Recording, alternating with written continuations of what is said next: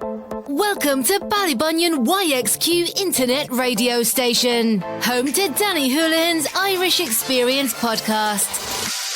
Join Danny and his friends to explore the rich hidden history of the longest coastal driving route in the world, the Wild Atlantic Way.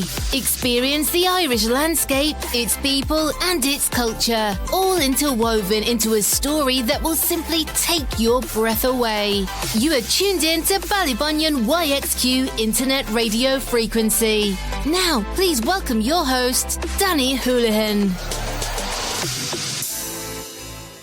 Couldn't fault a good Houlihnas Atlantic Ian. Welcome to the Wild Atlantic Way and Danny Houlihan's Irish Experience Show. Simultaneously webcasting on Ballybunion YXQ Internet Radio and Danny Houlihan's Irish Experience. Welcome to you all to my Christmas show and Irish Experience show from the banks of the Shannon River.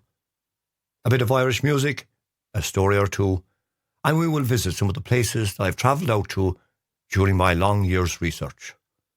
So as usual, if you're jogging, walking or cycling, or even carving up the turkey, and a turkey can be dangerous, please take care.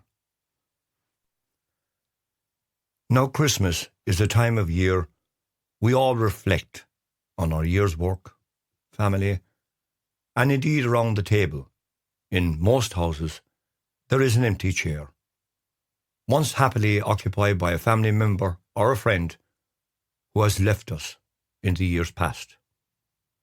This episode is dedicated to them and the empty chair or chairs around the world. First, a bit of music on my famous pipes from the album King of the Pipers, produced by my great friend Patrick Dunnigan of Pat's Tracks Causeway around 2000, an album which is still standing to time thankfully and is still available on iTunes and Amazon.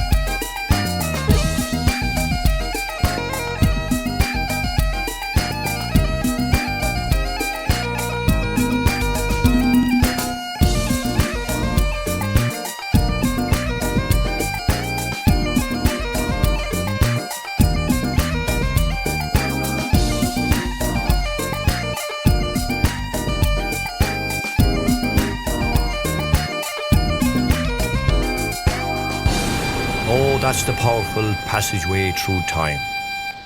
Dedicated to everyone in Causeway or Kerry, Ireland. The temperature here from our weather station is reading 1 degree. She's just above freezing at the moment. It's a nice morning. It's going to be a sunny day. Just to let everyone know, this is St. Stephen's Day. This is being recorded live and pushed out on our internet radio station in the afternoon. So I hope you stick with me for, it's going to be a long show today. I'm going to push out a bit more content this morning. Now, in every house at Christmas, we all reflect on Christmas times past. And for me, it's similar. For once there was 4 people around the table. Now there's only myself and the dog. But thanks to modern technology, I can make contact with you all around the globe through the medium of our internet radio station and podcasting, which is the right and proper way to use the internet for something which is good. Now on to the story. A quick story before I bring on some of our work that we completed during the year. I remember one particular Christmas here at Greenfields, where Dad had made a bolt to Mikey Joe's bar in Ballybunion for a pint or two at Christmas, and a few needed supplies, and indeed, it was a sanctuary for many local men who at that stage of the day were fed up already of the approaching day that was about to come. There at the bar, many stories were related and songs rendered to a normal half-comatose crowd. Well, even a very bad singer was always given a round of applause at Mikey Joe's bar, like other bars in the town of Ballybunion in those bygone times. Sometimes an argument arose and fists were displayed, but the landlord always made peace and tranquility returned to the bar for all to enjoy. At home, all the preparations were being made by my mother, Mary Ann, who had dispatched my dad to the bar, as I said, for 2 crates of Guinness and a crate of beer, just in case someone would visit. And yes, our neighbour Timmy Lyons would come across, and in the early years, the great Jack Lyons, the dancer and musician, would call over, and a good sing-song would take place. My Aunt Teresa would arrive with one of her famous Christmas cakes, which war would break out, which one of us would eat the slice first. In front of the Garda station, a hastily erected, tall, dangerous, high Christmas tree in an old oil barrel was erected. This early, dangerous, untied-down pioneering decoration went down well with visitors and locals alike. Well, at least an effort was made in the town. A few milk bottles were tied off it. Until the storm came, and it went into orbit like a satellite.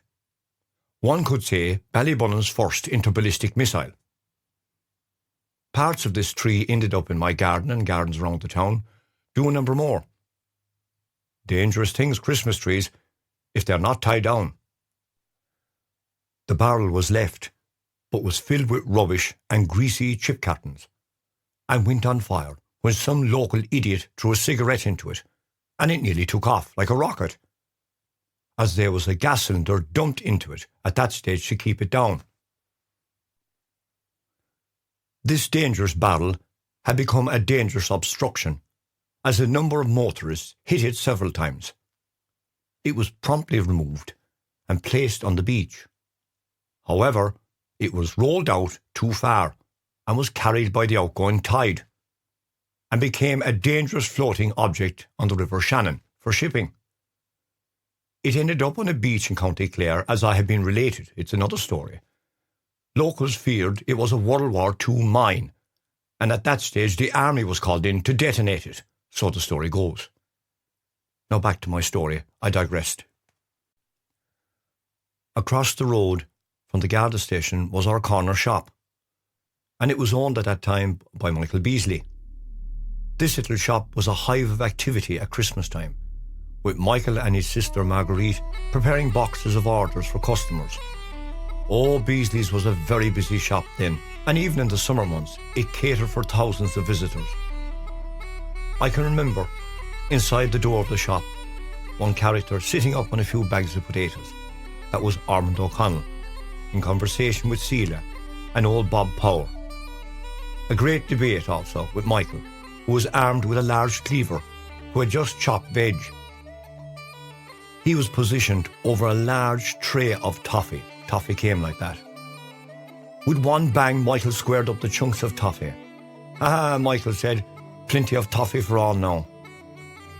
I had to get some ham for the house and a bottle of milk. Michael's ham was the best in the town, and the smell of the freshly cut ham was, it was yum. After leaving the shop and the happy banter behind me, those days are gone now. Sadly, the shop closed many years ago and is now a Chinese takeaway. And all that were there on that Christmas evening have now passed on. Lovely people. The donkeys and carts were tied up along Main Street near Shanahan's supermarket, and the street was packed with cars. The late Paul Shanahan and Nancy were on the door of the shop, taking care of their customers. Up near my house, and indeed off the main street, there was always a roar from an ass or a donkey Christmas Eve. It was always alive. Indeed, the laughter could be heard around Church Road and the main street, and outside all the local bars on those old Christmases. Down the street, the sound of laughter could be heard from Brown's Butchers, where the late Johnny Brown was relating a funny story to a few local women. Across the road, Fitzgerald's Sweet Shop. And also the sound of laughter from Hillard's Bar, and the sound of a tune being belted out with a guitar by the late Chris Hillard. Oh, they were Christmases. Further on down the street, Timmy Shawn was standing on the door of his chipper. The smell of beautifully cooked burgers and chips wafted out into the streets in Ballybunion.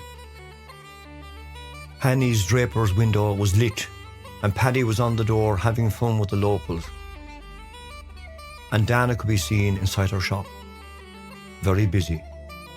The two tie shops at Fitzgerald's and Sissy Mac's were busy. It was a lovely atmosphere at that time.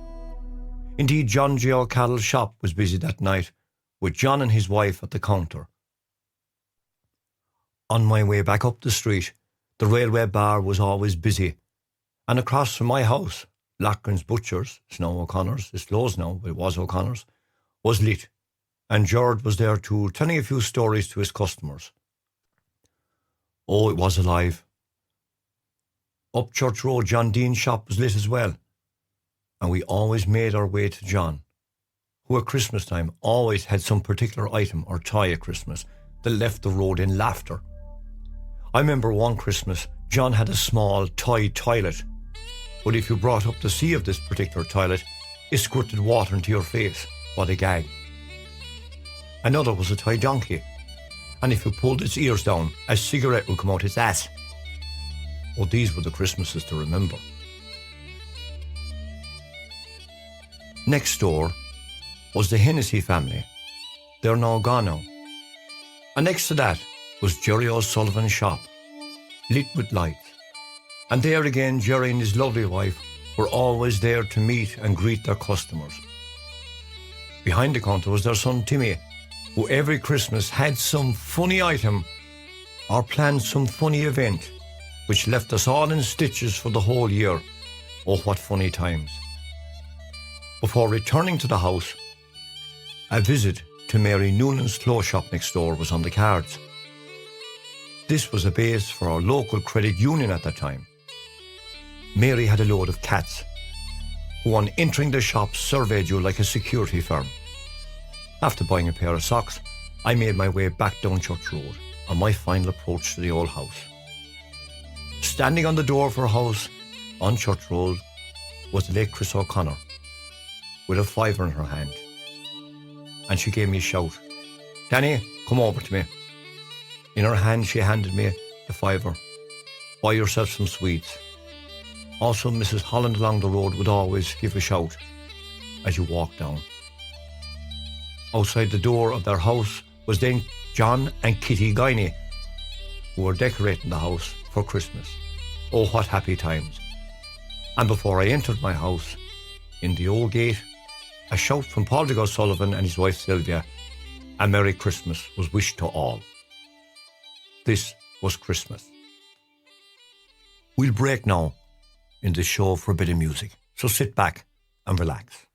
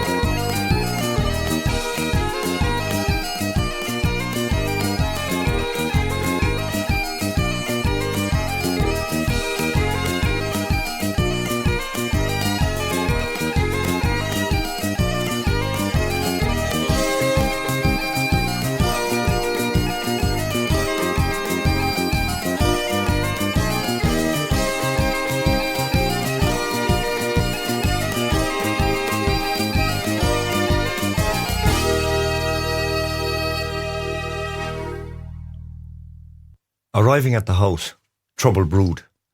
The lights in the window would not work, or indeed the lights in the Christmas tree. Mom dispatched me to Lynch's Hardware to fix the problem quickly. Now everyone, to those who don't know Lynch's Hardware went back to the dawn of time. They even made wheels back there. And the shop had everything from a needle to an anchor. I opened the half door. There was 2 doors going in there to the shop. I opened the first little half door and ran in. Shh! Stay quiet, Danny. There was a horse running at some race. It was on the radio. And Jimmy Lynch and Joe Griffin were on high alert to this ongoing race of importance. I waited. The horse fell. There was then a barrage of language issued from the two. Are you all right, Danny? No, I shouted. The lights are gone in the tree and on the window. The late Joe Griffin piped up. I gave Mom bulbs last year. Bring them back, said Joe. They should last 20 years.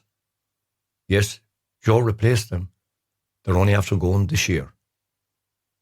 Under the counter, the two went like well-honed army officers and brought out 2 dusty boxes, sets of Christmas lights. They were opened on the counter and tested. Oh, said Jimmy to Joe, they'll have to last for years. I remember Joe saying, yes, 20 years ago I replaced the last lights. These will have to last another 20 years. And they now went this year as well. It's ironic. I went on my merry way back to the house, but before I left the shop, Jimmy Lynch called me back and gave me a £10 note and a box of licorice all sorts. These guys put back into our community an awful lot. The shop is gone now. Joe only closed a few years ago and passed away himself. My 2 neighbours are gone. May they rest in peace. Gentlemen all. The tree lit and the window blazing. Mum was happy. The house was illuminated. Bang goes the big back door of the house. Standing there, Uncle Ger with his guitar over his shoulder, takes his position down in an old seat and blasts out a famous cowboy song, El Paso. Christmas was now the moment. As our uncle entertained myself, Mom and Tina, we applauded this genius, our uncle. He then left us after a few more tunes back to his home in the glen. Now Mom got us wrapped up. We were going to Doon, where Mom lived her life with her dad Ned Leahy, the blacksmith of Doon, for years, and Bramore. Uncle Danjo was there now, a great builder who worked for the Murphys in Ballybunion. Now Doon is a bit of a walk from Ballybunion, so off we went upwards, towards the ruin of Doon Church. Mom decided to tell us a few ghost stories on the way, which did upset me and my concentration as we neared Doon, because near Doon Church there was the last road light. We were now entering darkness for a few hundred yards or so on the approach to the old house.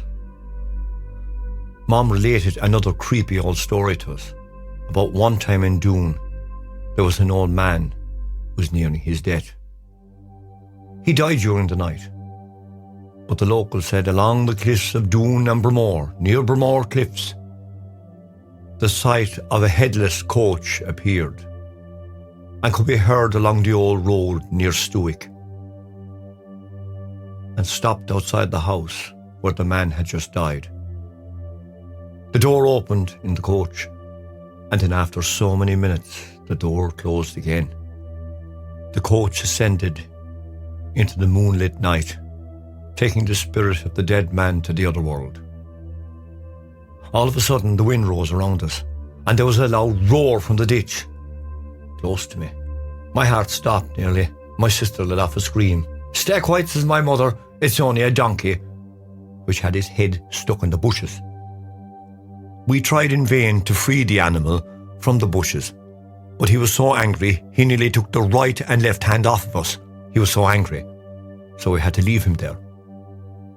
Finally, in the darkness, we crossed the stone stile at the side of the old house, where many a story was told, many a person was welcomed and fed many, and many a horse cured, shod, and sent back to the fields for working. The door opened, and there our lovely uncle Danjo Leahy welcomed us into the house. I always remember the 2 brass candlesticks lighting on the table, and it throwing shadows around the old house. The fire was roasting in the old house. It was warm. I remember Danjo filled 2 glasses of red lemonade for myself and Tina. We were delighted. After the fact of those ghost stories Mum had just told us. And what happened with the ass. Folks, any drink after that was welcomed. The wind rose stronger outside. The conversation between sister and brother went on about the local area and the happenings around Bermore Cliffs. Mum said finally to us, we must pack up our traps and hit the road. Personally, I would like to have stayed after the incident earlier in the evening. Now my thoughts were the dark road from the house to Robert Stack's house. This was not going to go down without something happening. On we went into the darkness, a few yards. Then out of the corner of my eye, I caught this object flying in our direction. The thoughts of supernatural occurrences was taking a grip on me. Look, I shouted at my mother. Is it the puka or a ghost? Shut up, says my mother, stay quiet. That's an old fertiliser bag. We reached Doon. Finally we had light. And in the distance the lights of Ballybunion welcomed us back down Doon Road. At Doon Church, Mum related another funny story. This time it wasn't a ghost one, so I was delighted with this one. This story was about a few local lads from Doon who tried to convert a donkey to Christianity. A local ass was borrowed from a nearby field, or probably stolen, and brought to the church at Doon. The boys brought the ass into the house of God and made the decision that the animal should repent all his disgusting dirty sins by doing the rounds of the church at each of the stations of the cross. The ass was made genuflect in preparation for its elevation into Christianity. However, the door of the chapel flung open, and the priest of the day ran the boys and the newly converted holy beast out into the night. Later on, at the Sunday Mass, the activities was read from the altar and the individuals berated by the priest. One could say they made a holy ass out of the event. Finally, we made it back to safety of the house, where my late father Sean was sitting near the range, watching Benny Hill on the television. Those were the days. We settled into the festive night with music and stories of our visit to Doon. On the following day, St. Stephen's Day beckoned. It was a day when music would come to our door, and we were always delighted to hear the Lizelton Brand boys who called to the house in Ballybunion. They were a powerful group, with great bodhrán players and accordion players, experts in their own field. Sadly, those days are gone now, and many of the musicians are gone to their just reward. Indeed, the days of the Wren boys are nearly gone. Sadly, the tradition is now dying out. So I hope you've enjoyed this bit of a journey along with me in times past. It's a hard one for me because all those people, there's a few still around, but most have gone to their just reward. But I said with this podcast series, I'd do something for those people that are gone so that this Christmas 2025 they were remembered. So as they say, I must cut the road short, as we say, and I'd like to wish you all a happy Christmas and a peaceful new year. And again, thank you all for your support during the year for my podcast series. Stay tuned as I'll be back very soon. I have another podcast stacked over the Christmas period, so I will play out with a bit of music. I won't say bye. We'll see you soon.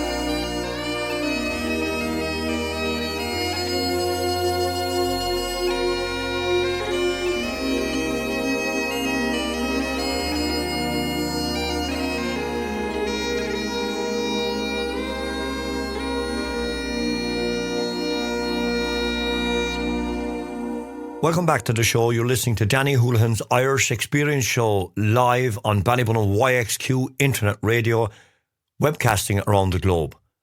Next up on the show this morning, St. Stephen's Day, where music has been played around the globe with one of our podcast series. This is Gael and its history. Welcome to Danny Houlihan's Irish Experience podcast. Join Danny on a journey through the historical island of Ireland, its people and the wild Atlantic way, which is Ireland's last frontier. Experience the music and the culture that makes up the longest coastal driving route in the world. Now, please welcome your host, Danny Houlihan.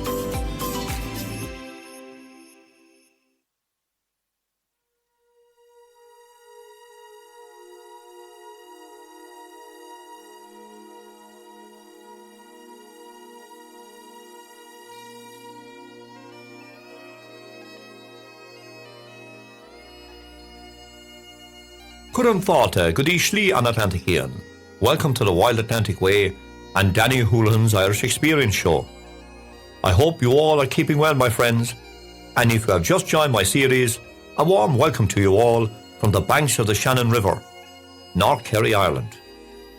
During my series, I have visited many places, oh so many places, that have special connections with our past and our people and past lifeways, of old settlements, old Culdee sites where once many diverse cultures were based, then wiped out over the course of time. Special places that go right to the heart of our history are sadly slowly being forgotten. But one place holds many secrets in North Kerry, Ireland. That is Gael Graveyard, where once stood an old church, an abbey, on a former ancient site and culture now forgotten in time, and its mission, which is lost. But what remains? Only a few handwork stones that link us forever to this forgotten past lifeways. In this episode, apart from various site visits to Gael, to study its environment and materials of past lifeways that might remain as evidence to prove provenance to this episode, and to further research and study into this special place in North Kerry, I once again dig deeper, and this time micro, to uncover its hidden past. I once again use a methodological approach to this area, using as much material available, both oral, written, and landscape, and also using modern advances in technology to enhance this episode, within a framework of research carried out by myself. This is just but a snapshot of the research, due to time constraints within the podcast. There will be more. Oh, there will be more.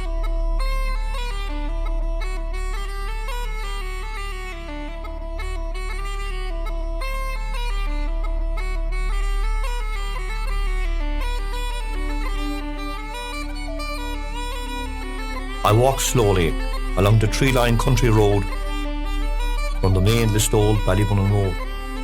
It was a calm day. The only sounds that could be heard was an odd car passing on the main road behind me. As I moved towards the site of Gael Graveyard, the sounds of birds were all around me, singing their hearts out in the trees, a sign of nature all around. I stopped and thought to myself, way back in antiquity, there were no public roads here like this one, and what the area must have looked like, with a blanket of dense trees surrounding the countryside. It must have been a special place, a spiritual place, and a mysterious place of ancient settlements with a deep connection with the landscape. Like other places here in Ireland, during my extensive research, when I peeled back the pages of its history, the vast amount of culture and past lifeways can be found, even when there are no records. Just because it's not there to see in front of us today does not mean it was there in the past. Today, the location of that abbey and church is marked only by a lone graveyard, surrounded by a stone wall, which holds many of the local people of the area from olden times. Also, it was used during the Great Irish Holocaust of 1845 in the area and Black 47, commonly known as the Great Irish Famine, to bury the young, the old, the numbers we don't have, but it has been stated and estimated that it was in the thousands. All that remains of their graves are the marks in the graveyard, where the large open pits were once dug. They now are covered in with grass, forgotten. But a number of plaques inside the graveyard gate commemorates our people here in their silent resting place.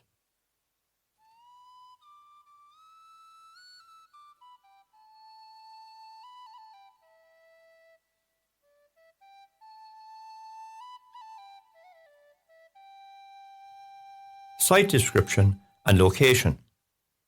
The old cemetery of Gale or Gailey is geographically positioned in the old townland of Garryard, situated approximately over 3 kilometres southeast of the village of Lizelton and over 5 kilometres northwest of Listowel, County Kerry, Ireland.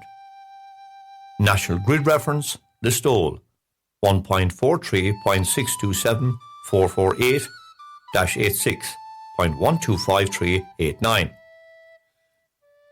The graveyard is positioned within an area best described as an open plain, but in bygone times the entire area would have had trees surrounding it.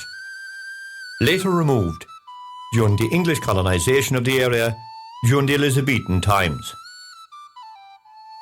When I was surveying this old site, I looked into the question, where and what happened to the old site and the early mission that was there, and what sort of community was based in the surrounding countryside. Possibly the old Culdees or Cayley were there. The most logical explanation is that the old Culdee settlement faded out with the arrival of a more newer Christian belief and structures in the area. Some adopted the new order, and later, of course, due to invasion and domination, it took its toll on the area. The river, known as the Gailey River, is located several hundred metres to the southeast of the site, not far away from the old cemetery. It was related to me many years ago by a foreign man from the area that a fjord or crossing point existed there that allowed people to cross the river. I have consulted the Ordnance Survey Map Sheet 10, Listowel, surveyed in 1841/1842, levelled in 1896 and again revised in 1937. And again its levels were revised in 1939. This shows clearly the marked graveyard of Gale and the Garryard Henge, within close proximity of the present graveyard. Further on the direction of Coulard, there's a place called Garryard House. There on the map is marked a fjord, which crosses a stream. South of this, in the townland of Shrone West, there's an old roadway marked on the river. And in Shrone Middle and Shrone East, as well as Shrone Bridge. Along these points, there would have been some sort of crossing point in ancient times. Stepping stones. On the map, I can see in the townland of Drumbeg to the east and Bedford to the south, there were 3 stepping stone crossing points along the river, which stretched way back into the mists of time. These stepping stones afforded the crossing of the river when it was at a certain level. The land surrounding the graveyard gradually increases in height to the northwest and in the direction of Quinocquanore Hill, 267, in the North Kerry region, is located approximately 7 kilometres to the northeast. A public secondary road runs by the front of the cemetery wall and connects from the Ballybunion Listowel Road to the Coulard area. Contours of the area of Gailey are marked from 50 rising to 100 to the east of Garryard, indicating a gradual rise in the land. There was at one time, as I've stated, a dense belt of trees, now completely felled. This can be taken from the evidence we have to this day of land drainage over the years, bringing up large sections of bog oak from the entire area. The townlands also identify the location of large oak woods with the names such as Durra West and Durra East. Durra is Irish for an oak wood. Now I turn to historical mentions of people who visited the area and the old abbey or church during the 1800s.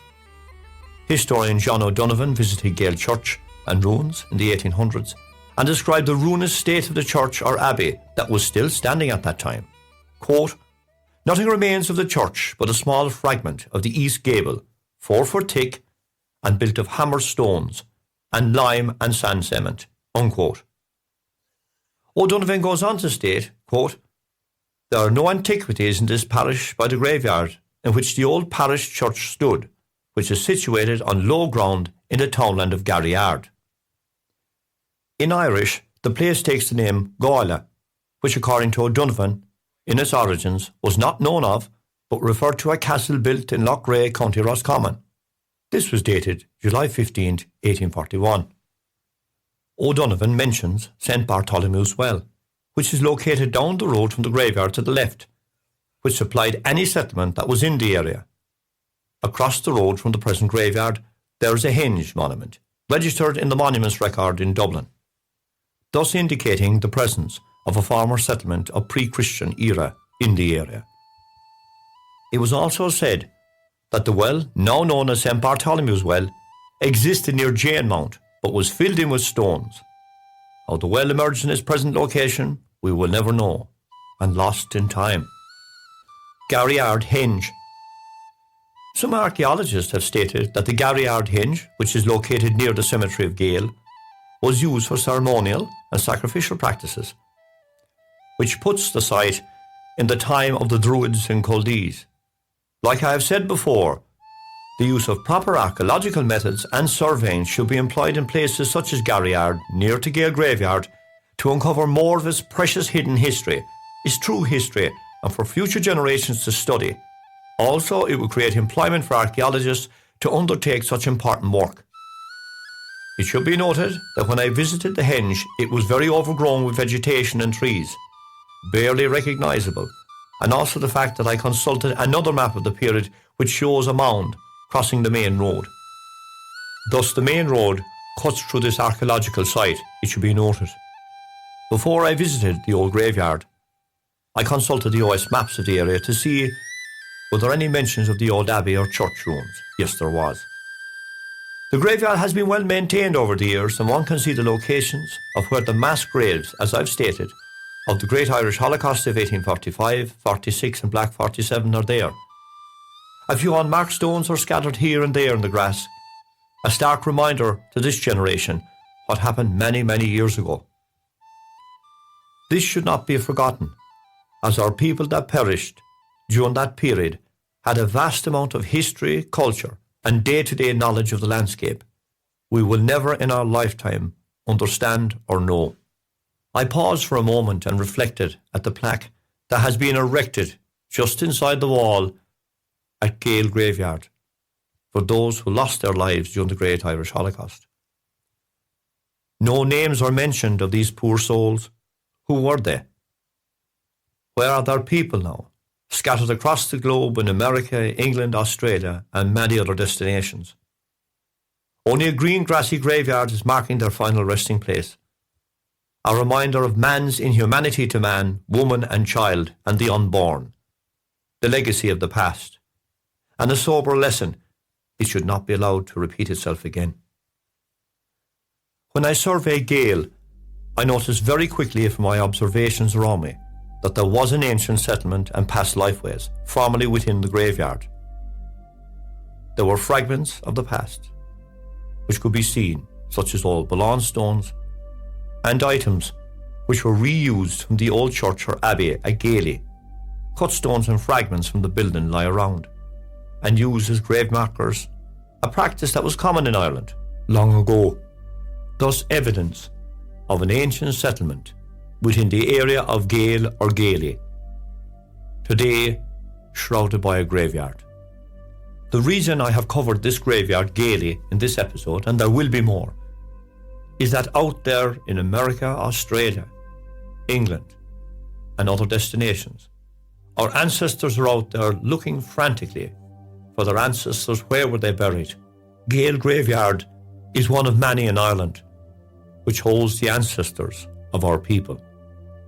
A graveyard which should not be forgotten. Leaving Gale Cemetery, one can summarise that way back in antiquity there was a large settlement in the area. As any settlement needed adequate water to survive, to rear animals, and indeed to irrigate crops, this area around Gale had all of these, with the river to the south and the shelter of the high trees during the winter months and indeed summer. the ancient and pre-ecclesiastical culture would have been in the area, such as the Chaldees, and thriving. As I have to point out, there are many kilns and hermitage sites within several miles distance of Gale. I will go into more detail at a later stage. Once again, I must leave you all and get back out there again to uncover more of the landscape of Ireland and the famous Wild Atlantic Way route. So don't forget to follow me on my YouTube channel. Don't forget to subscribe, Danny Houlihan.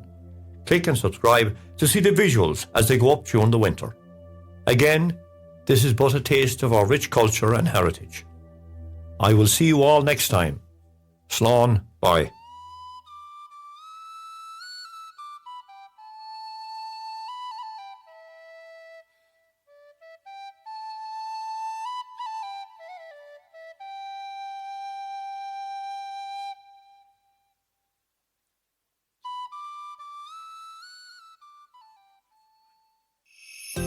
Thanks for listening to our show.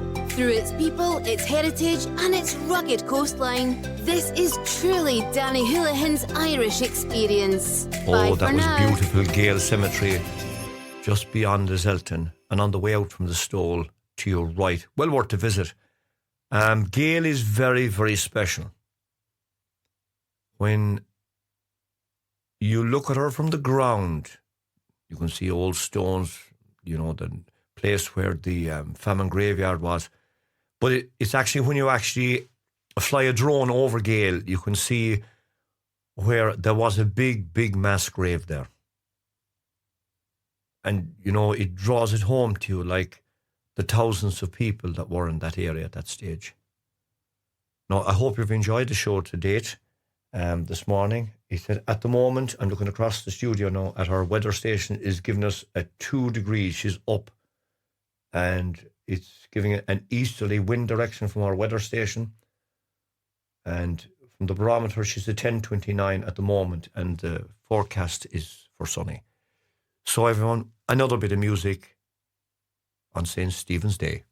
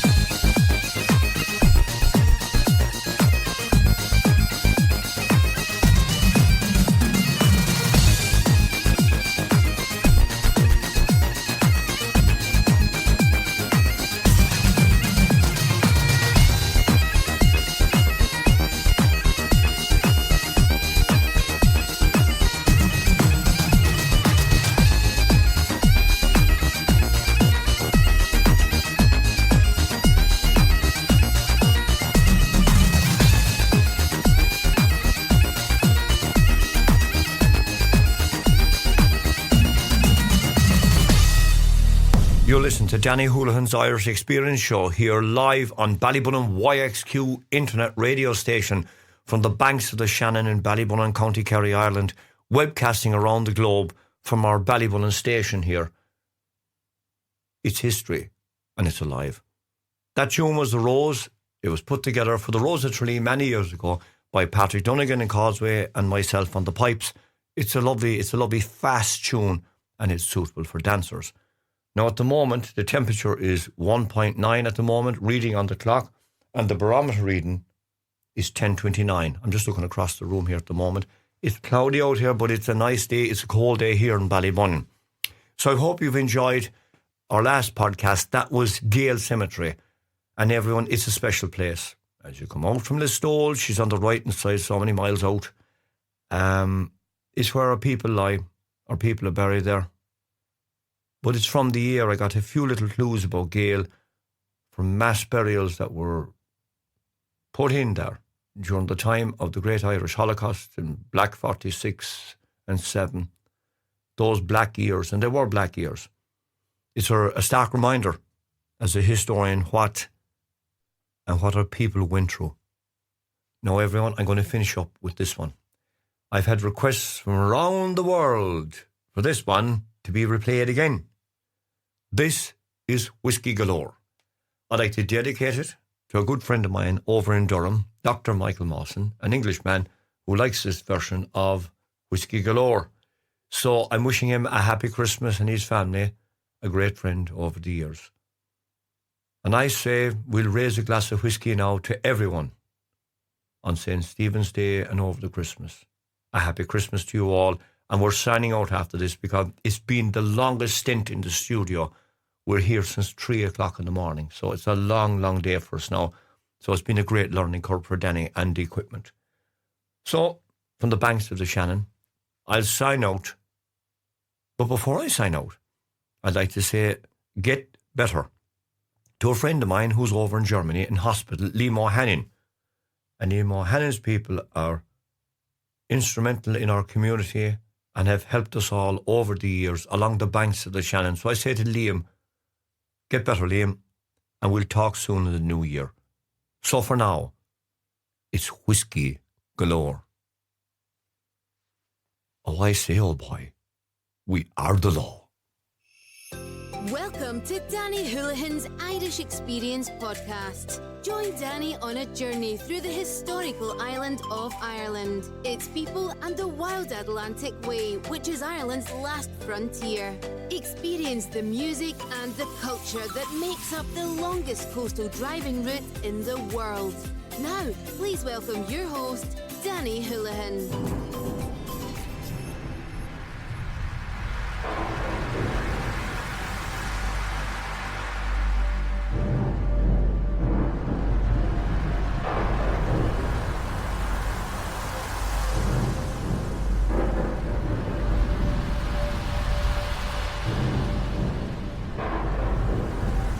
A violent storm erupted from the west as the SS City of Limerick, under the command of Captain Cooper and his crew, made their way beyond the safe Shannon estuary and the famous Loop Head.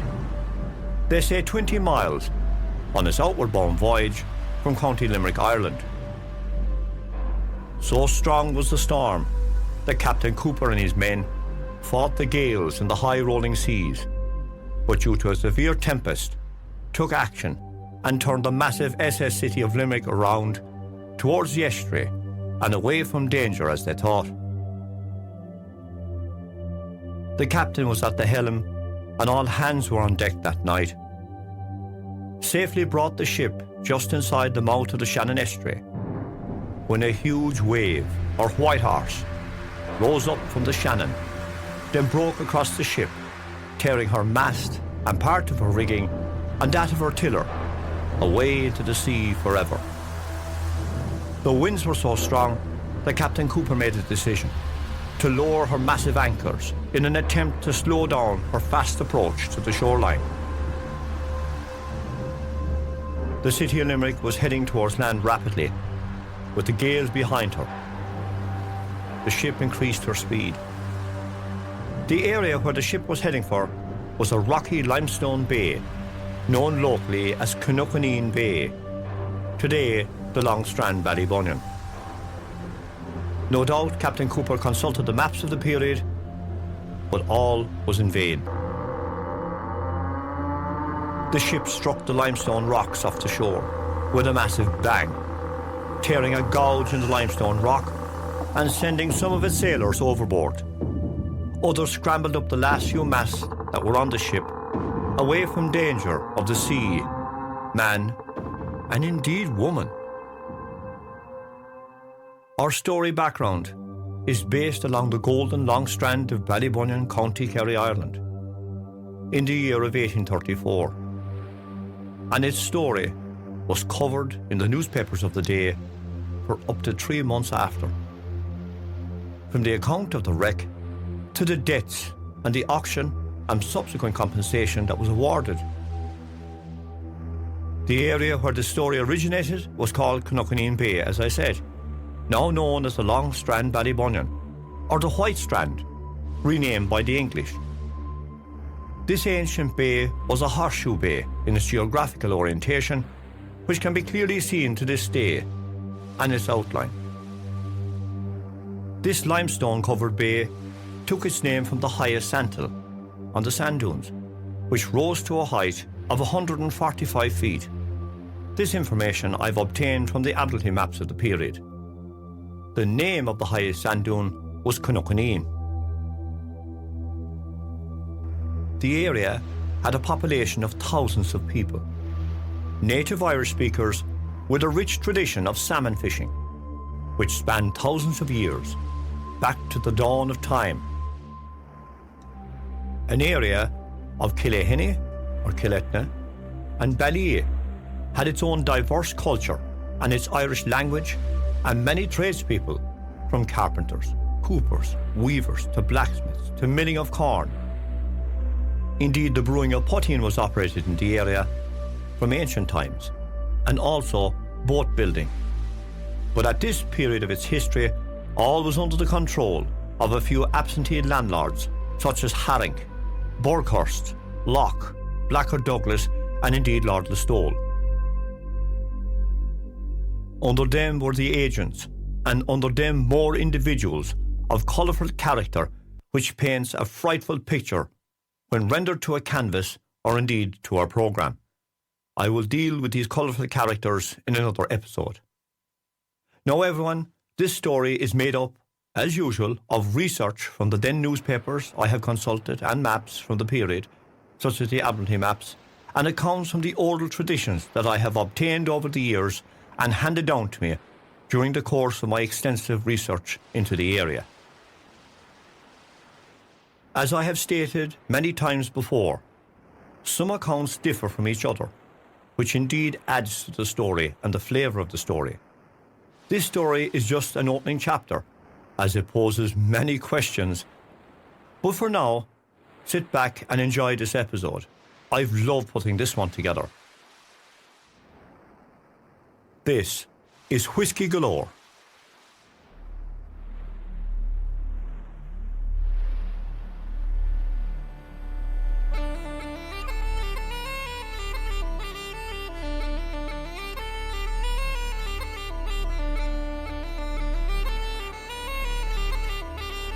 On the strand that morning, after the ship had struck the rocks, were many locals there to witness the shipwrecked city of Limerick, with the horrific scenes of its crew clinging for their lives up the rigging.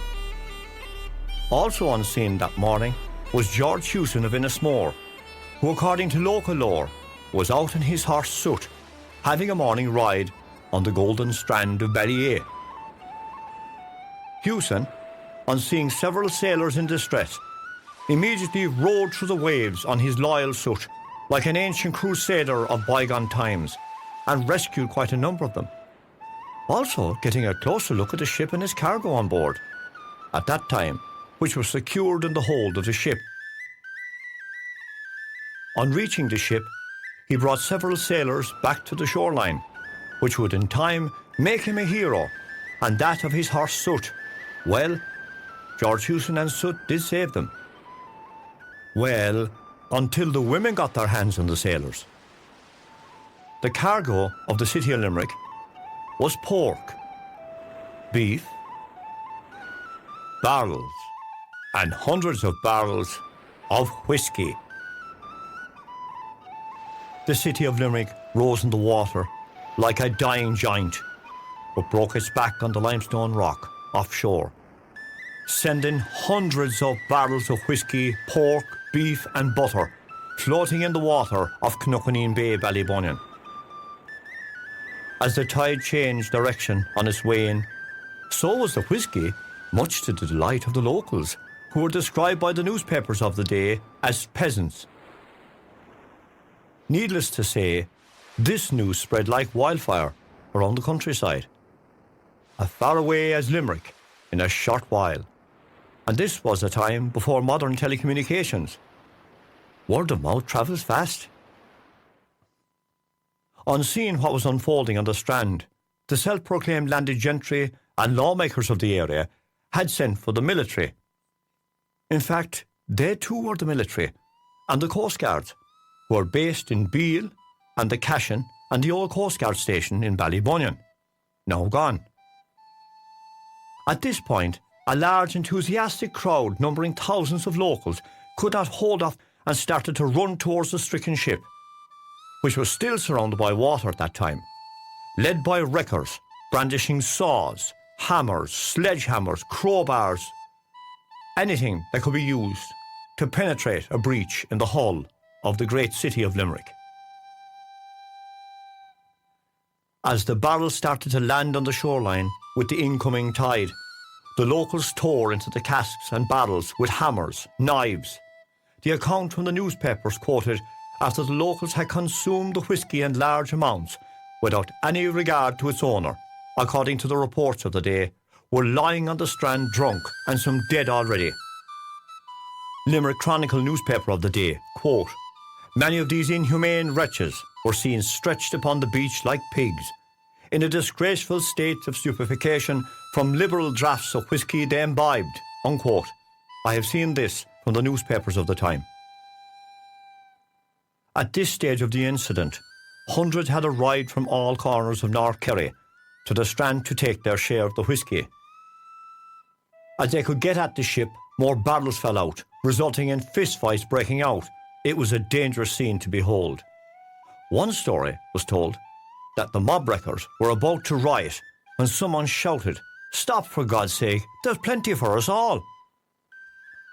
Just to break from the newspaper reports of the time, I have consulted the faction fight map of 1834, which was published many years ago in the Fáilte Cassan's book, Cnocanor. The location of the wreck site was located just off the Kitty's River. Now, to anyone that knows the area, the Kitty's River runs through the golf course to this present day and out to the sea. I was told many years ago that there was a mark on the rocks where the city of Limerick came ashore on that fateful day, and it could be seen. Now, I did take a look many years ago down there, and there was a large gouge in the rock. However, in present times, that has now disappeared.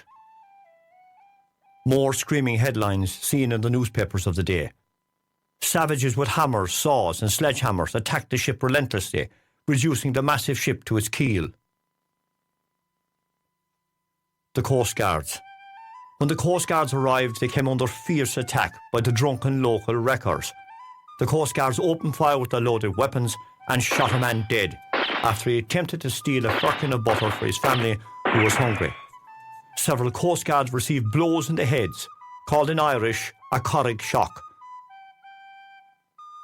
or locally known in the Ballybunion area as a corrig shock or a rock shock, with nicely rounded stones thrown by the outrageous mob at the Coast Guards, who retreated gracefully, injured and totally demoralised and crestfallen to the Santals, for fear of death after getting a tip-off that their small company of Coast Guards would be slaughtered to bits by the locals to revenge the death of a friend who the Coast Guard killed.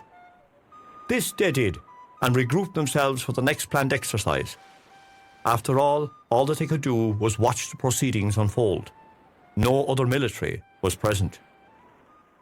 Did they sample the whiskey on the beach that night? And the morning?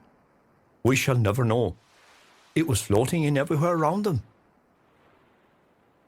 On the following day, the attack continued on the SS City of Limerick, with the shouts of happiness when more whisky was found in the wreck. This led to open fistfights, brawls, over the barrels of whisky, then washing in on the incoming tide at a rapid pace.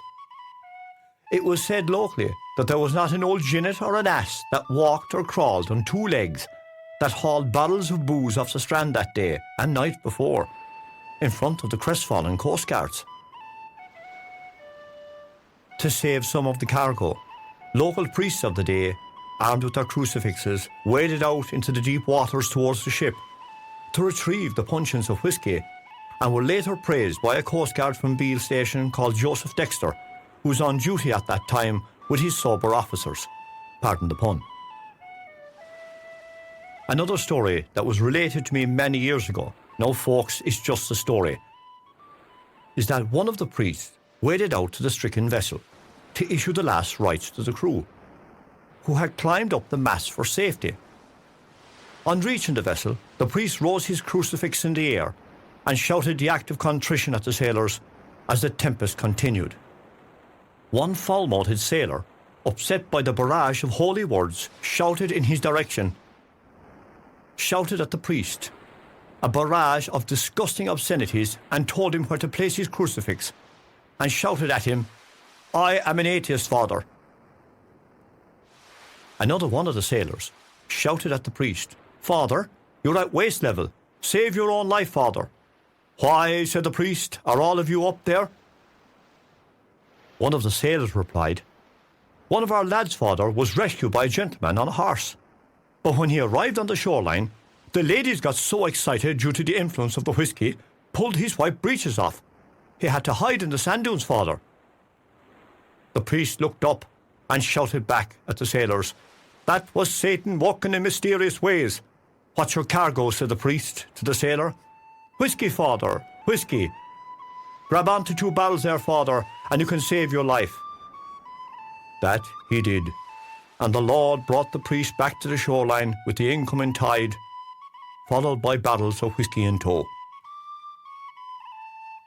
It had been handed down through generations to generations and local lore that one local woman, observing the priest arriving back on terra firma with 2 huge barrels of whisky behind him, being dragged towards his horse and trap with a rope around his head, shouted at the busy priest. "Father," she said. "Yes, my child," he shouted. "The Lord give it, and then the Lord is now taking it away," she shouted. A roar of laughter rose from the hundreds of happy drunken people lying flat out and inebriated on the long strand Ballybunion. "I will see you at confessions on Saturday," shouted the priest. "No," the woman shouted back. "Not until, father, we finish off the whisky. It will take some time." Now, everyone, when I heard this one, it took the prize. Was there any evidence in this, or was it all made up or just a tale? Let's see in the next part of the story. Coast Guard's rebuke, as seen in the newspapers of the day, 14th of December 1833. I have said many times before that newspapers can be out or indeed incorrect with statements and events of a day or dates that occurred. This is one to note. The SS City of Limerick received much publicity in the local and national newspapers. All covered the state of the locals, or as they called them, peasants, the riot that took place around the ship to gain access, and the drinking of liberal amounts of whisky from the wreck, resulting in anti-social behaviour towards the coastguards and themselves. One rebuke was that of the Chief Officer, Coastguard Joseph Dexter, of the Beale Station, north of Ballybunion at Beale, to the Western Herald Tralee, as seen in the newspaper of the day, 14th of December 1833. Quote, "After the Coastguard fired and shot a man, the wreckers made a simultaneous rush on the small body of Coastguard, who were obliged to flee for their lives. This is not the fact. There was indeed a man shot, but there was no simultaneous attack made by the wreckers, neither a single Coastguard retreated 1 inch or quit the strand during the night. Joseph Dexter, Chief Officer, Coastguard, Beale Station," unquote. Dexter goes on in the Chronicle to thank those involved in the attempts to save the cargo of the vessel. I cannot let the opportunity pass without returning thanks to the Reverend Mr. Enright, Roman Catholic curate, for great exertions to save some of the wrecked property, in which I'm happy to say he succeeded. He goes on to thank the parish priest also by stating some of the cargo is returned daily through the exertions of the Reverend Mr. Buckley PP, parish priest, assisted by the Reverend gentlemen. They were all gentlemen.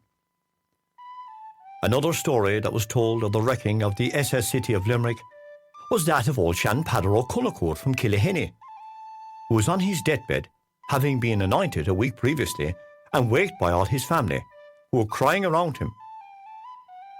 He made a miraculous recovery like Lazarus after overhearing the commotion outside his thatched house, gained his health after hearing of the free whisky that was floating freely in on the incoming tide.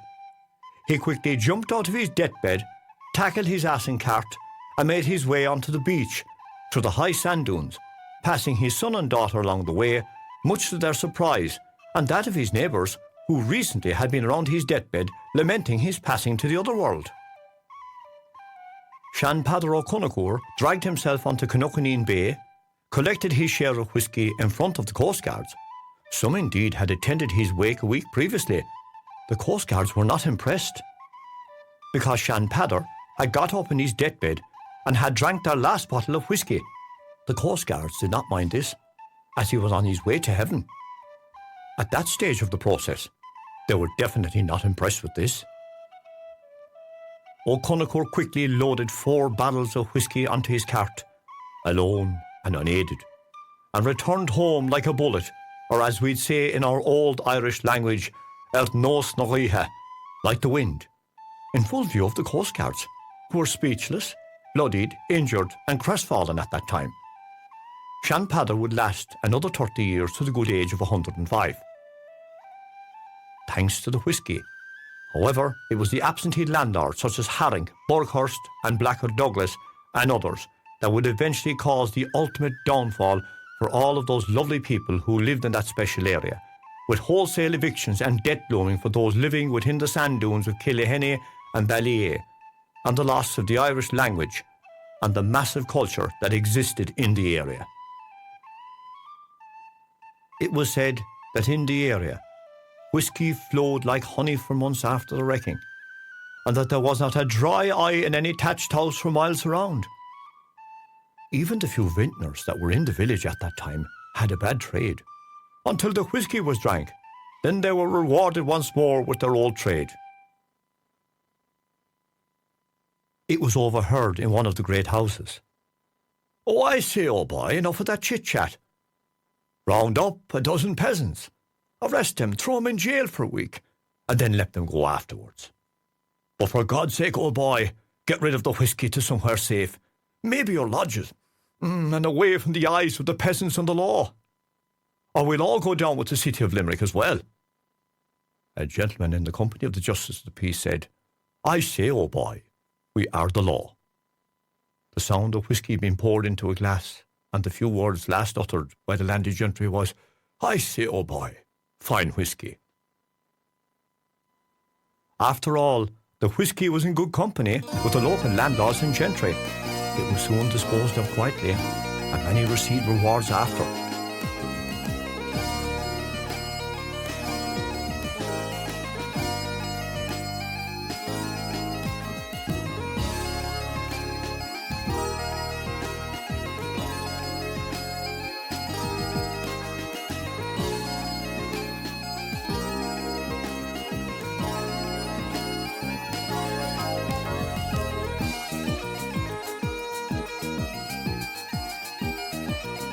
Now everyone, when the whisky was spirited away and the ship was stripped, the case of salvage and compensation arose, which is the most interesting and sobering part of the account.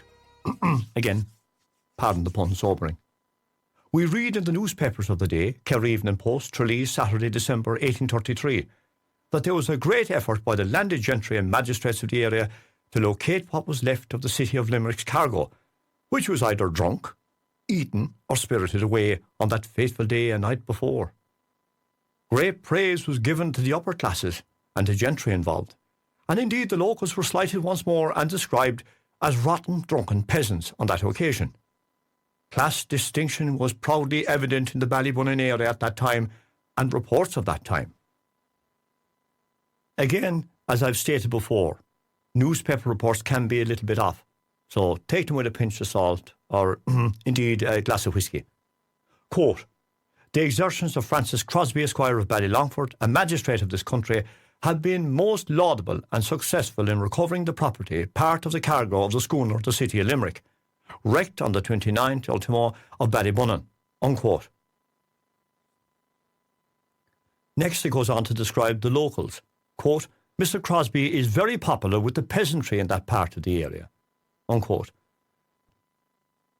William Sands Jr. of Piermount, also a magistrate, has in like manner been active in good work, and the services of George Hewson of Innismore, old George is back again, as salver, have been eminently useful and prizeworthy. By these exertions we are informed that 5 puncheons of whisky, only 5 out of hundreds, and several casks of butter have been uncovered for the underwriters.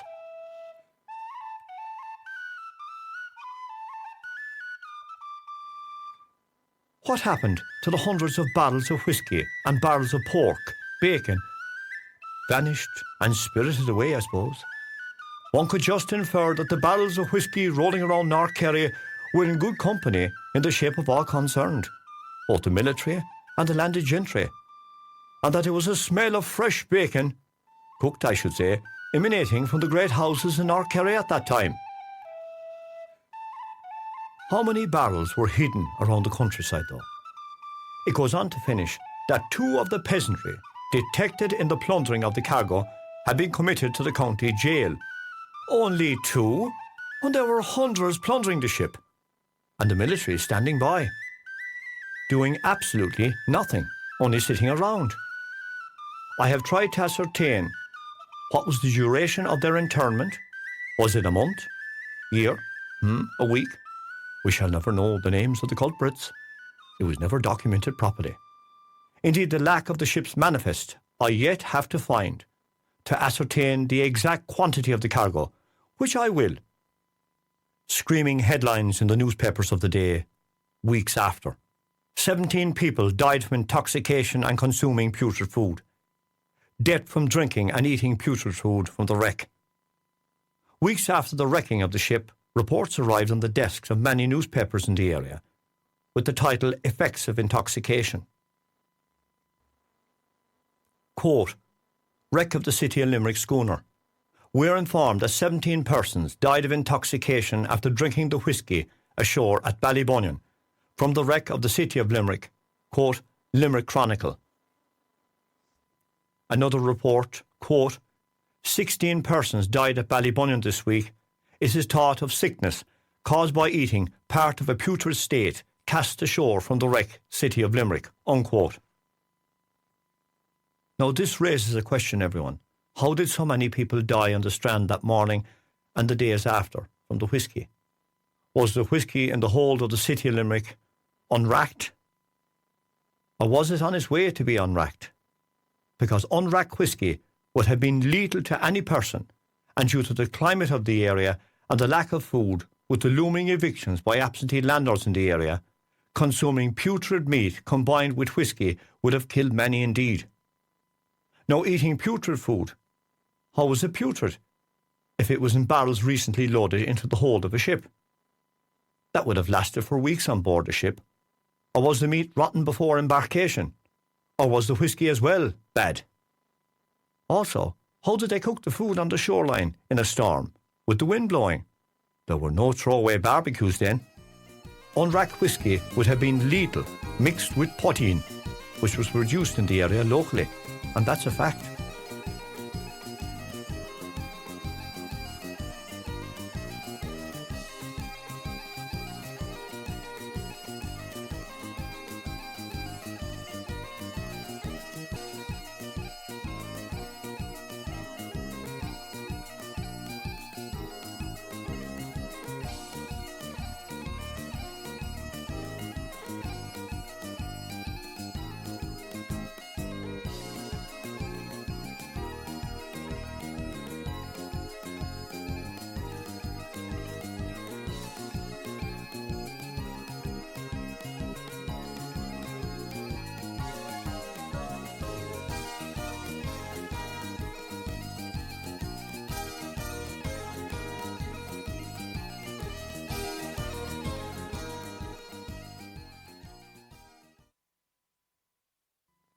Later on in the newspapers we read, Wreck Auction of the SS City of Limerick, 29th of January 1834.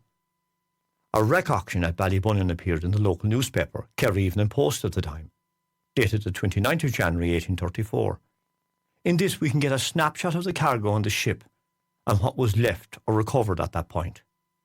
Quote, to be sold by auction at Ballybunion, the 5th of February next at 12 o'clock, for the benefit of those concerned.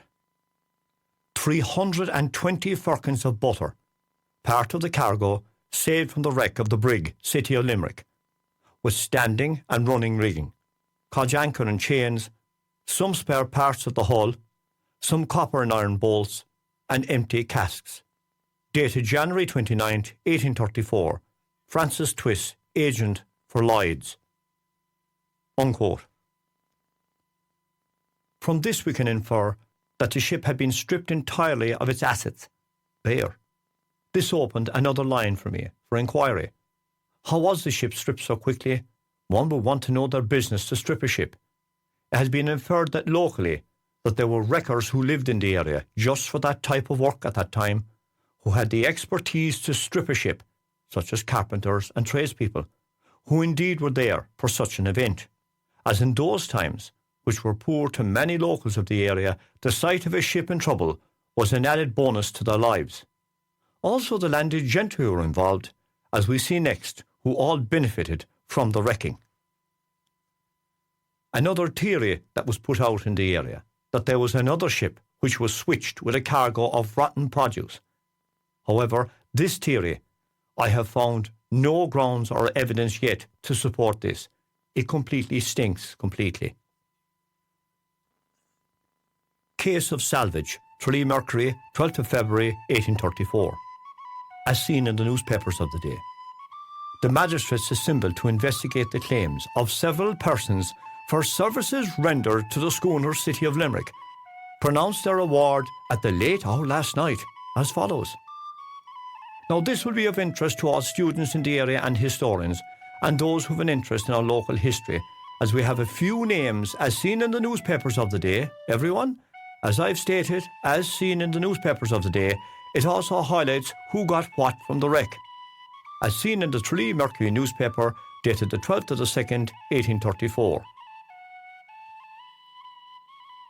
Mr. Enright, PP, is required for his exertions and influence in restoring part of the property awarded £3. James Harris, chief boatman of the Cash and Coast Guard station, and 5 men from the station was awarded £5 and 5 shillings. Sergeant Dennis Egan of the local police, 7 men under his command, £14. John Spread, Richard Walker, Richard Wren and Thomas Heffernan awarded £12 and 7 shillings. Now this is where the landed gentry got awarded compensation. Topping the list, we have George Hewson, Esquire of Ennismore. Old George is here, for services rendered and money paid for labourers, etc., £43 and 9 shillings. Francis Hewson, Esquire, for storage and use of 3 lodges that were in Ballybunion for 2 months, £40 was awarded. Francis Crosby, Esquire, £1 and 8 shillings. Now the Coast Guard shared in the compensation according to the newspapers of the day. Mr. Joseph Dexter, Chief Officer and crew at Beale Station, £8, 5 shillings. From the report, the case was dealt with by representatives of the day of Mr. Mullock agents to the Irish shipping in London, unquote. As I said at the start, the meeting went into early hours of the morning. Food and cucumber sandwiches were served, obviously bacon, and served with port and large amounts of whiskey. Now everyone, there might be one of your ancestors here on this list as seen in the newspapers of the day, as seen in the newspapers. It's part of our history, and indeed, if you have any more information for this, just get in touch with me. I will include this information in any future update. It can be stated that the SS City of Limerick did contribute to the great faction fight of Ballybunion in 1834, 1 year later, on the Golden Strand of Ballybunion, as it has been said that the barrels of whisky from the wreck were still secreted in hidden places such as caves around the countryside, from Ballybunion to the boundaries of Newmarket, County Cork. These were opened and shared with poteen on the day, contributing to the overall battle on the Strand. Many years later, they would not fight over whiskey or rotten meat, but for food, as the great Irish Holocaust or famine approached, with the wolfish activities of the absentee landlords. To hear the story of the faction fight that took place there, check out my podcast series on the Ballier faction fight 1834. When my glass is near empty, I must call bar for the moment, everyone. I lift my half-empty glass to you all. There's no whiskey in it, only mineral water. I say for now, Sláinte, wishing you all a very happy new year from the banks of the Shannon River and the studio Ballybunion, Vinon the Shannana Kunde Kiri. So when you get a chance, don't forget to subscribe and click the like button to my podcasts and follow me on YouTube and on my Facebook, Ecotrek Ballybunion. Bye for now. I wonder where did I put that big barrel of whiskey I hid? By the way, anyone wanting to make a film out of this, please contact me for the film rights. Thanks for listening to our show. Through its people, its heritage, and its rugged coastline, this is truly Danny Houlihan's Irish experience. Bye for now. So everyone, I hope you've enjoyed our short show today. We're over an hour and 29 minutes at the moment. And I'd like to wish everyone a peaceful and happy new year. For myself at the controls here of our podcasting station and Ballybunion YXQ Internet Radio, now I say slán. Goodbye for now. Thanks for listening to Ballybunion YXQ Internet Radio Station. Don't forget to like and subscribe and follow our show on all social media platforms. Through its people and its ancient culture, this is truly Danny Houlihan's Irish experience. Bye for now.